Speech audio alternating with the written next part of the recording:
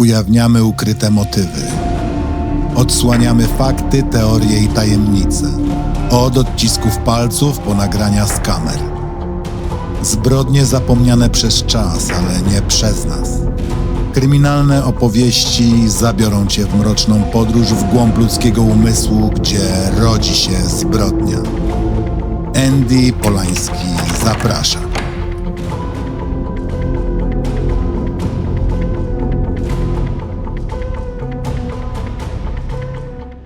Ostrzeżenie. Ten materiał zawiera opis prawdziwych wydarzeń kryminalnych. Został przygotowany w celu dokumentowania i analizy ludzkich zachowań oraz ukazania skali popełnionych zbrodni. Opisy drastycznych zdarzeń przedstawiono wyłącznie w kontekście faktów, bez zamierzonego epatowania przemocą i bez treści sensacyjnych. Celem jest zrozumienie, a nie szokowanie. Wszystkie informacje oparte są na publicznie dostępnych źródłach, a sposób ich prezentacji ma charakter edukacyjny i dokumentalny. Materiał przeznaczony jest dla odpowiedzialnych odbiorców. Jeżeli jesteś osobą szczególnie wrażliwą na temat przemocy lub ludzkiego cierpienia, rozważ, czy chcesz wysłuchać tego odcinka. Jeśli doświadczasz przemocy, poczucia zagrożenia lub innego rodzaju trudności, proszę zwróć się o pomoc do odpowiednich instytucji lub służb w miejscu swojego zamieszkania.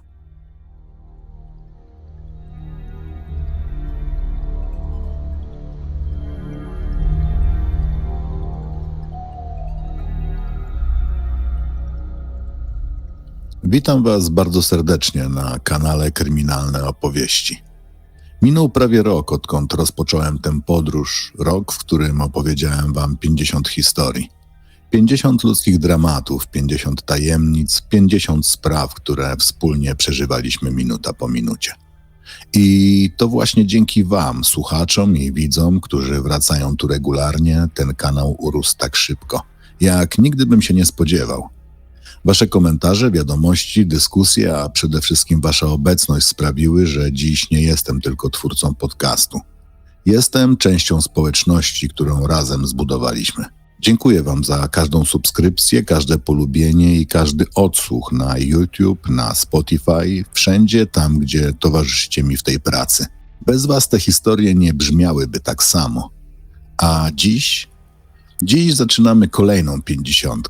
Nowy etap, nowy rozdział i sprawę, która, tak jak wiele poprzednich, potrafi zadać więcej pytań niż odpowiedzi. Mam nadzieję, że dalej będziecie mi towarzyszyć i wspierać ten projekt, bo to naprawdę wiele dla mnie znaczy. Dajcie znać w komentarzach, jak zwykle. Wasze zdanie jest dla mnie ogromnie cenne. Mam też prośbę. Polecajcie mój kanał na wszelkich social mediach, wśród znajomych i rodziny. To dzięki wam te historie mogą docierać coraz dalej. A teraz usiądźcie wygodnie i posłuchajcie, o czym dzisiaj chcę wam opowiedzieć. Zapraszam serdecznie. Ewa Marie mieszkała w miejscowości Västerås, położonej na obrzeżach szwedzkiej stolicy Sztokholmu. Żyła tam ze swoim partnerem, mężczyzną o imieniu Joel, z którym wychowywała 2 małych dzieci. Ale ich związek był niezwykle destrukcyjny. Pewnego razu Joel pobił ją tak brutalnie, że Ewa była zmuszona zamknąć się w łazience, by uciec przed jego furią. Ta relacja w końcu dobiegła końca, ale gdy jeden rozdział się zamknął, rozpoczął się kolejny. Długa, bolesna walka o opiekę nad dziećmi, która miała ciągnąć się latami. W pewnym momencie Ewa zwierzyła się swojej przyjaciółce i powiedziała: kiedy on mnie zabije, obiecaj, że opowiesz moją historię. Joel Kabagambe był wcześniej kilkukrotnie karany za przestępstwa narkotykowe, za pobicie, za noszenie noża, a także za grożenie policjantowi. Złożono również przeciw niemu zakaz zbliżania się. Był też wielokrotnie brutalny wobec Ewy. Po ich rozstaniu Joel stał się skrajnie zazdrosny i obsesyjnie kontrolujący. Nieustannie ją zastraszał, nękał i groził. Dzieci mieszkały z Ewą. Tak było od ich urodzenia, lecz regularnie spotykały się także z ojcem. Ale to miało wkrótce się zmienić. Latem 2010 roku Joel zauważył na ciele młodszego dziecka niewielkie przypalenie. Zgłosił to do opieki społecznej, a ta przekazała sprawę policji. Policja zaczęła badać jego zgłoszenie, rozmawiając również z Ewą. Powiedziała, że nie wie, skąd wziął się ten ślad i zasugerowała, że mógł powstać przypadkowo, być może od jej prostownicy do włosów. Funkcjonariusze nie znaleźli żadnych dowodów na celowe działanie. Uznali, że wszystko wskazuje na nieszczęśliwy wypadek i szybko zamknęli sprawę. Jednak w tym samym czasie do opieki społecznej zadzwoniła kolejna osoba. Poinformowała, że Ewa pracuje jako seksworkerka i dlatego jej zdaniem nie nadaje się na matkę. Opieka społeczna postanowiła to zbadać i zdecydowała, że do czasu zakończenia postępowania dzieci nie mogą mieszkać z matką. Tymczasowo miały zostać przekazane pod opiekę ojca. Prawda była taka, że Ewa rzeczywiście pracowała jako pracownica seksualna. Przez pewien czas sprzedawała usługi seksualne, okazjonalnie tańczyła jako stripteaserka i dorabiała na erotycznej linii telefonicznej. Ale nie uważała, że powinna się tego wstydzić. Była także członkinią organizacji Rose Alliance, działającej na rzecz poprawy praw pracownic i pracowników seksualnych oraz walki ze stygmatyzacją tego zawodu. Ewa Marie angażowała się także w działania mające na celu zmianę prawa, tak aby surowsze kary spotykały osoby zamieszane w handel ludźmi. Oprócz tego była członkinią ruchu Hibi2. Skrót ten odnosi się do osób homoseksualnych, biseksualnych i transpłciowych. Ewa konsekwentnie podkreślała, że nie ma nic złego w byciu pracownicą seksualną.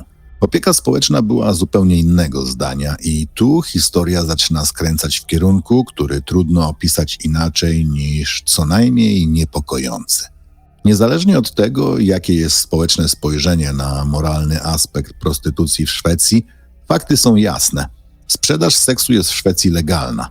To kupno usług seksualnych jest karalne.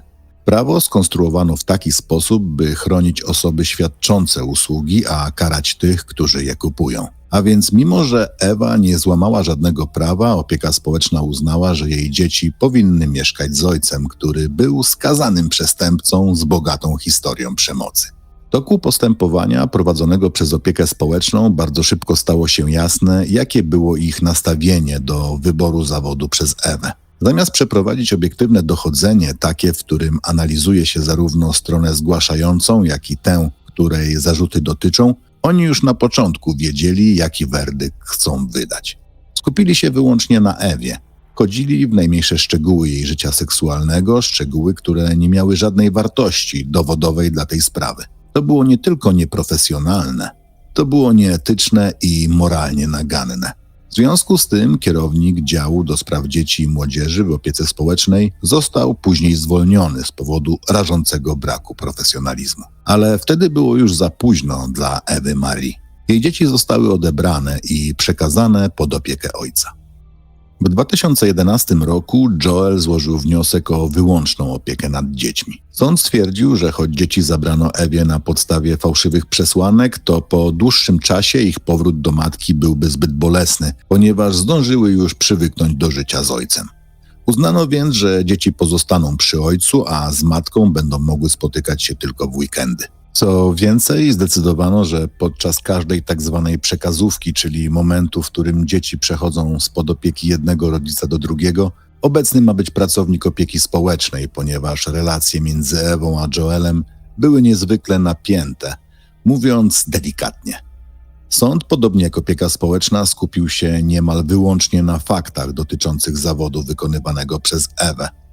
W uzasadnieniu napisano wprost, że sąd uważa za bardzo niepokojące, iż Ewa nie widzi, że bycie pracownicą seksualną jest zachowaniem destrukcyjnym oraz że sprzedawanie usług seksualnych zawsze wiąże się z ogromnym ryzykiem.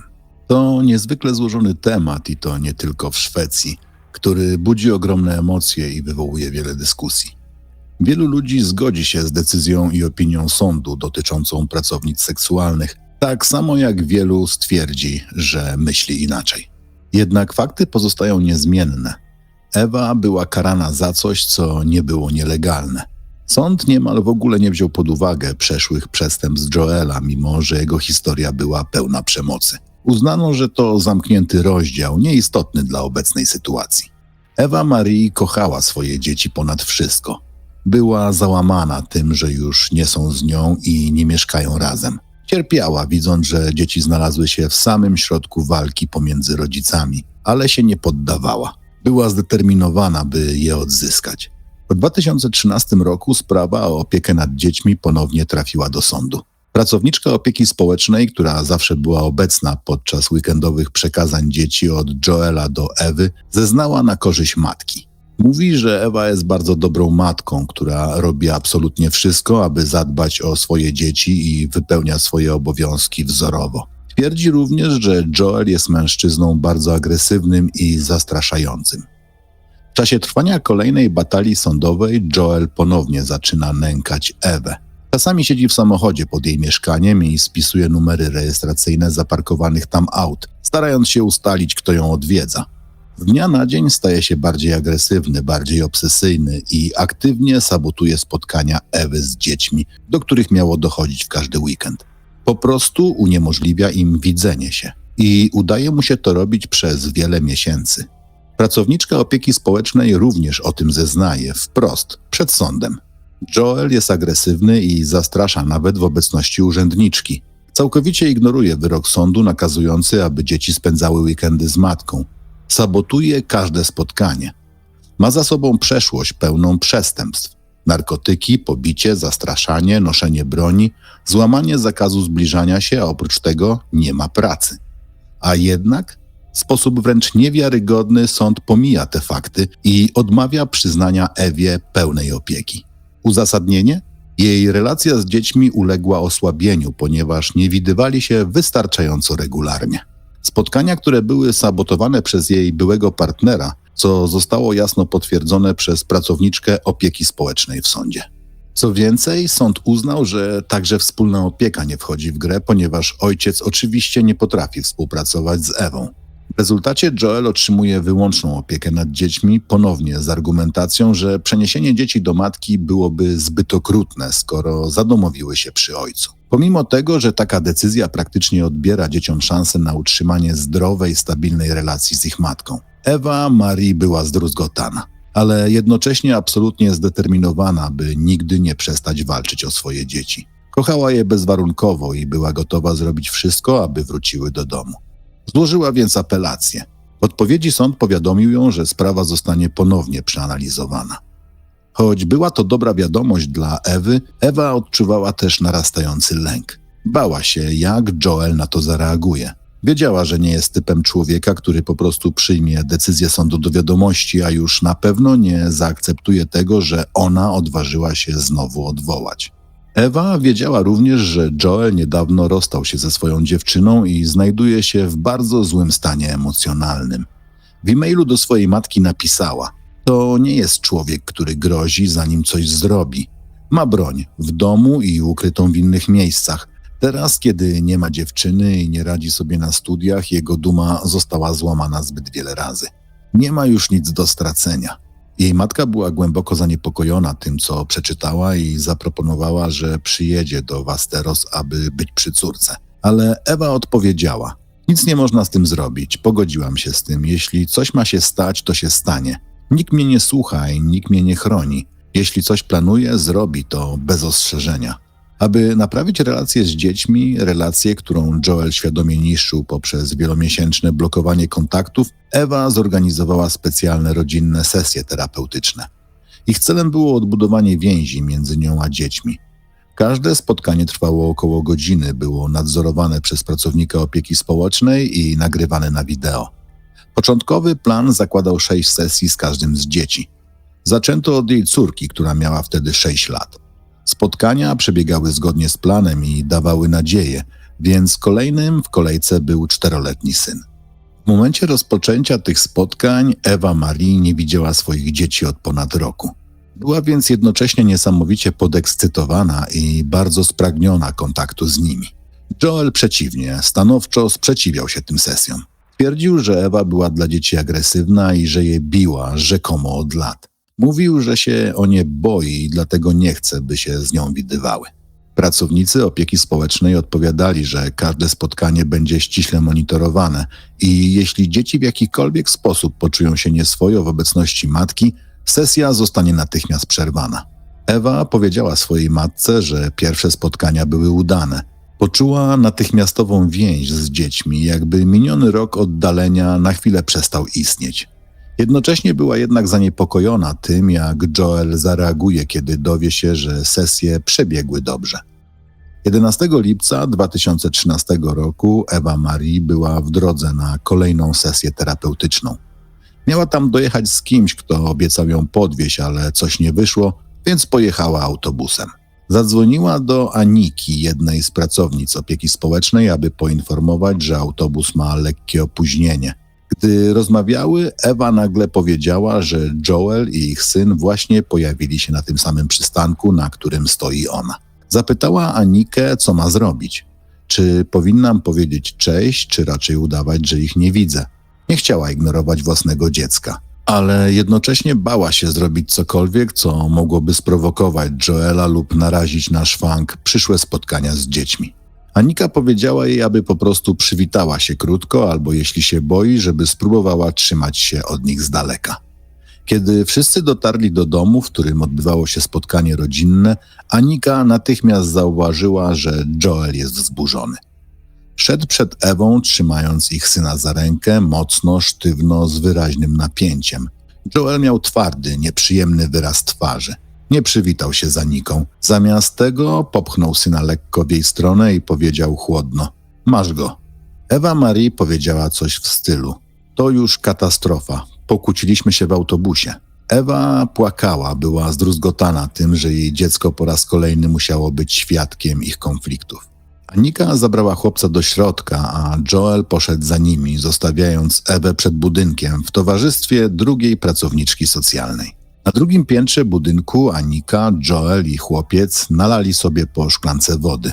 Według relacji Aniki, Joel nadal był wściekły i rzucał pod adresem Ewy obraźliwe, pogardliwe komentarze. Anika musiała go upomnieć, aby przestał, bo ich mały syn stał obok i wszystko słyszał.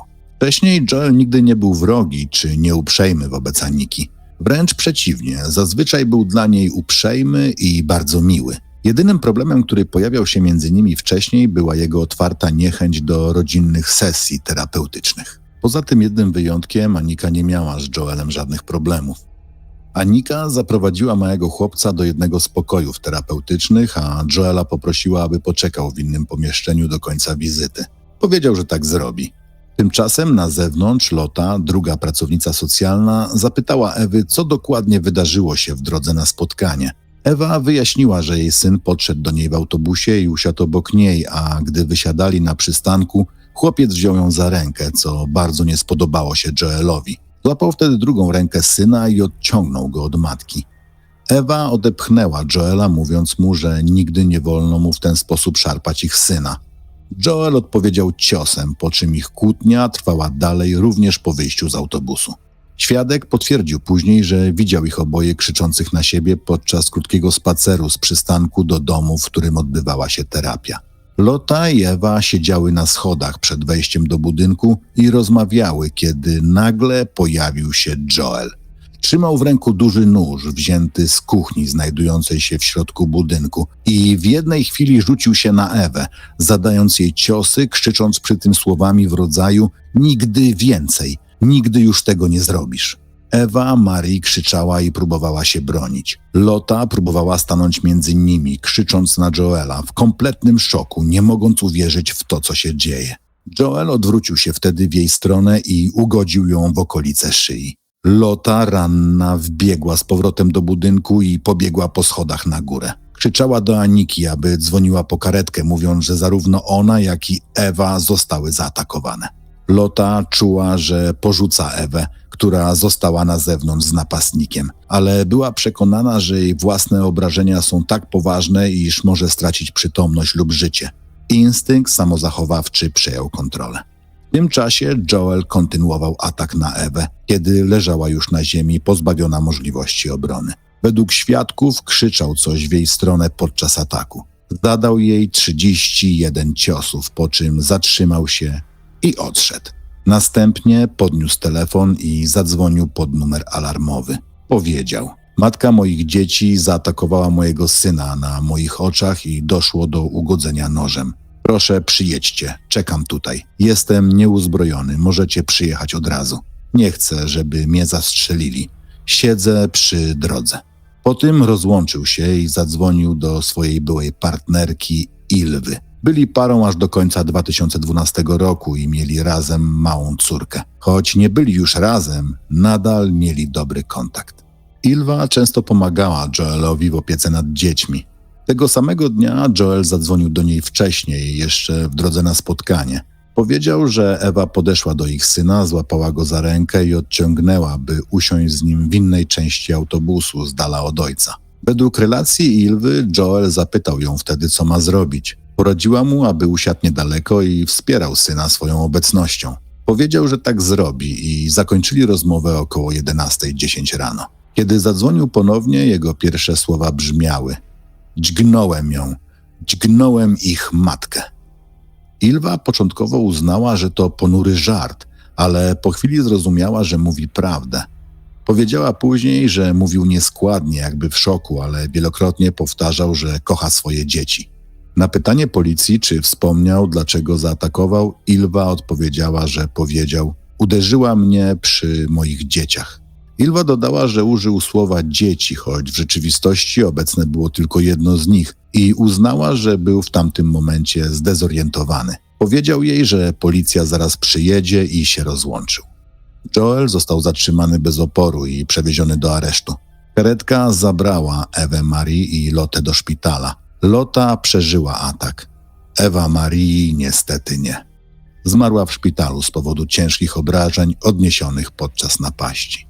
Podczas pierwszego przesłuchania policyjnego Joel twierdził, że Ewa rzekomo krzywdziła dzieci i że one się jej bały. Utrzymywał, że próbował uzyskać pomoc od opieki społecznej i policji, ale według niego wszyscy go zawiedli.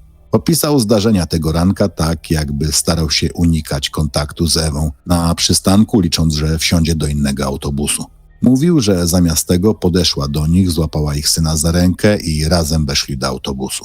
Podczas wysiadania Joel twierdził, że to Ewa odciągnęła syna od niego, a nie odwrotnie. Według jego wersji to ona zaczęła go obrzucać wyzwiskami, podczas gdy on błagał, by tego nie robiła przy dziecku.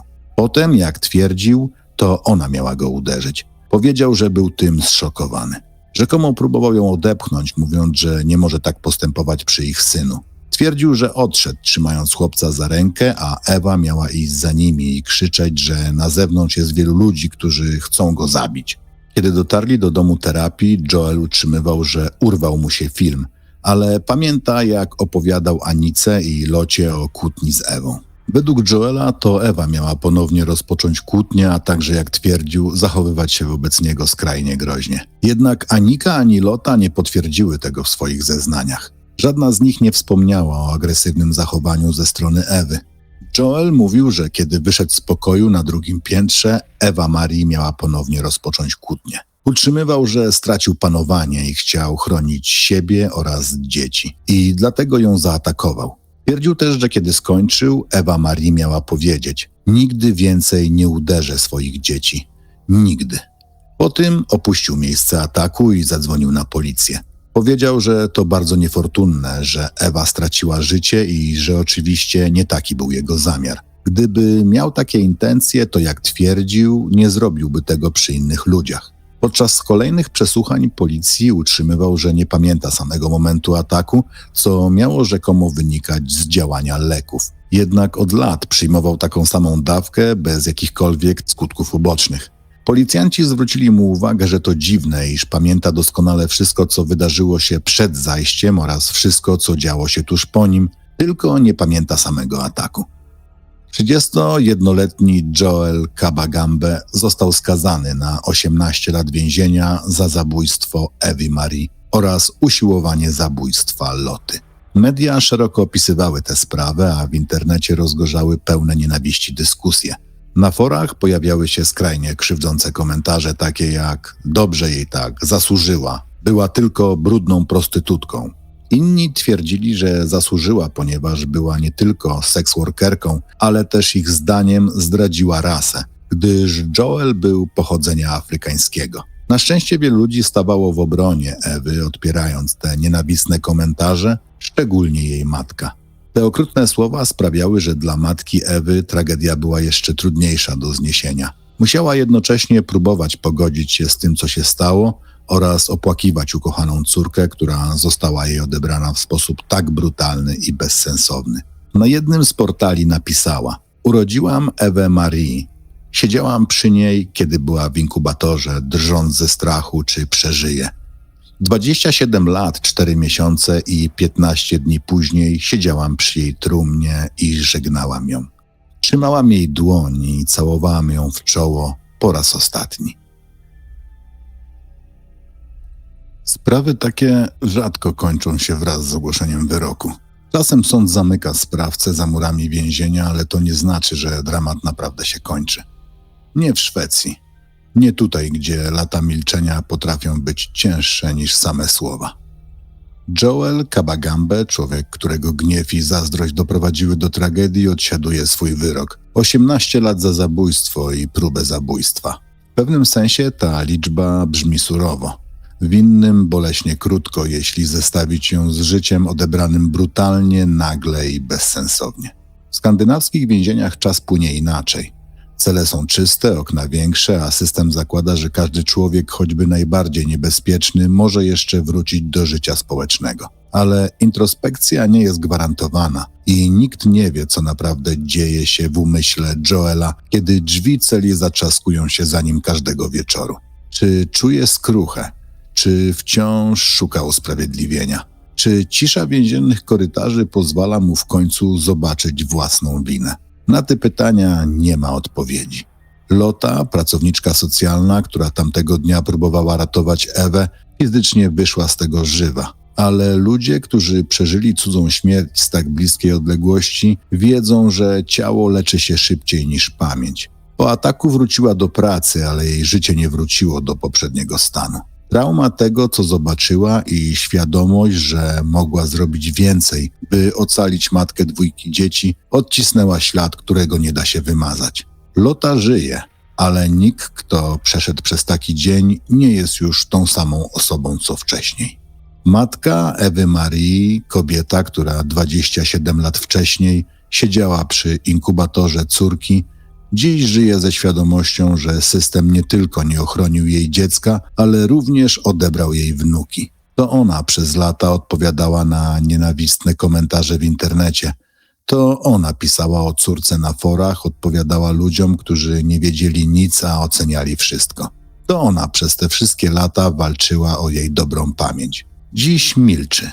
Nie dlatego, że zapomniała, ale dlatego, że żałoba, którą niesie się tak długo, w końcu staje się cichsza. Jej serce mieszka w 2 miejscach. W dniu narodzin Ewy Marie i w dniu, w którym musiała zamknąć jej trumnę. A dzieci to największa dzisiaj tajemnica, której nie możemy odkryć. Po śmierci Ewy Marie jej dzieci zostały całkowicie odcięte od rodziny matki. Zgodnie z dokumentacją dostępnych źródeł ich babcia nie wiedziała, gdzie przebywają, nie mogła ich odwiedzić, nie mogła nawet upewnić się, że żyją bezpiecznie. Szwedzkie prawo chroni tożsamość małoletnich z takim rygorem, że po tragedii została tylko mglista wiedza, że są gdzieś pod opieką systemu lub rodziny ze strony ojca. Dziś są już nastolatkami lub młodymi dorosłymi. Nie wiemy, czy kiedykolwiek usłyszeli pełną historię swojej matki. Nie wiemy, czy ktoś im wyjaśnił, jak wyglądał systemowy błąd, który kosztował ją życie. Nie wiemy nawet, czy kiedyś odnajdą babcię, albo czy babcia odnajdzie ich. W nordyckim świecie cisza może być troską, ale czasem jest murem. Choć Ewa Marie nie żyje, jej imię stało się symbolem. Na jej cześć ustanowiono nagrodę Jasmine Prize, przyznawaną osobom, które walczą o prawa pracowników seksualnych. O to, co było jej misją jeszcze zanim zabrano jej dzieci. Jej historia jest wykorzystywana w kampaniach społecznych, analizowana na konferencjach dotyczących przemocy, opieki społecznej i błędów systemowych. Po latach pozostało jedno. Świadomość, że państwo, które miało ją chronić, nie tylko tego nie zrobiło, ale popełniło serię decyzji, której skutki były tragiczne. A co pozostaje nam? Może poczucie niesprawiedliwości, może gniew, a może refleksja nad tym, jak krucha jest granica między systemem, który ma pomagać, a systemem, który swoim błędem potrafi odebrać życie. Ewa Marie nie była idealną matką ani idealną kobietą. Była człowiekiem, takim samym jak każdy z nas. z błędami, słabościami, ale też z ogromną miłością do swoich dzieci. A jednak to ona zapłaciła najwyższą cenę. Dziękuję, że wysłuchaliście tej historii do końca. To nie był łatwy odcinek ani emocjonalnie, ani moralnie. Jeśli poruszyła Was ta sprawa, jeśli skłoniła do refleksji albo wywołała pytania, podzielcie się nimi w komentarzach. Wasz głos naprawdę pomaga budować to miejsce i sprawia, że każda kolejna opowieść ma sens. Zachęcam Was także do subskrybowania kanału. To najlepszy sposób, aby nie przegapić nowych odcinków i wspierać rozwój tego projektu, za co oczywiście w tym momencie bardzo dziękuję. Szczególne podziękowania kieruję również do wszystkich patronów i osób wspierających kanał. To dzięki Wam mogę przygotowywać coraz bardziej rozbudowane, rzetelne i dopracowane historie. Wasze wsparcie ma dla mnie ogromne znaczenie. Do usłyszenia w kolejnym odcinku. Trzymajcie się bezpiecznie.